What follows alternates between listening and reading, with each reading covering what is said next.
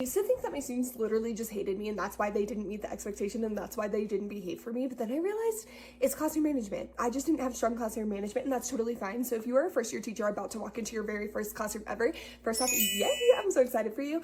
And second off, let's talk about classroom management so that you're feeling a little bit better prepared than I was. Hi, my name is Jenna. I run a Happy Day Teaching and this is episode 5, back to school boot camp series, where I walk you through every single thing that you need to know for back to school so that you're set up and ready to go for August. Okay, today we're talking all things classroom management. The first thing that I want to get out of the air, and I'm sorry, this is a teacher hot take, but this and this and even this are not classroom management. And the reason they're not classroom management is because they do not manage your classroom. You do, right? And so yes, these are cute little things that you can do to help reinforce your classroom management. If you love them and you feel so strongly that you want to use them, do it. Your classroom is up to you. You make your classroom sparkle, but classroom management is the act of doing things that are going to help manage your classroom. So the first thing that we always start with in talking about classroom management is your routines and procedures. I have 3 episodes in this series that go over routines and procedures in depth, and I think that they're the foundation of your classroom. And so go back and watch those if you are like, I don't know where to get started. That's where you're going to get started. You're going to talk about your routines and procedures. You're going to have an explicit expectation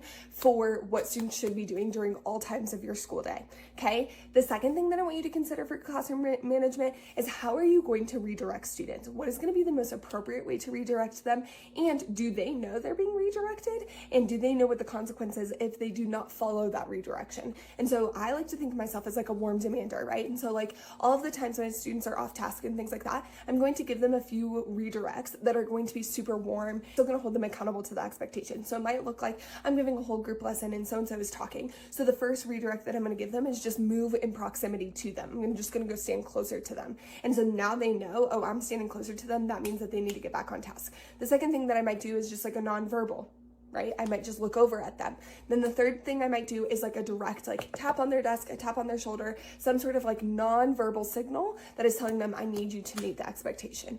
If they are still not meeting the expectation after all of those things, I need you to think about what are you going to do, right? And so one of the big things is that you do not want to call students out in front of everybody.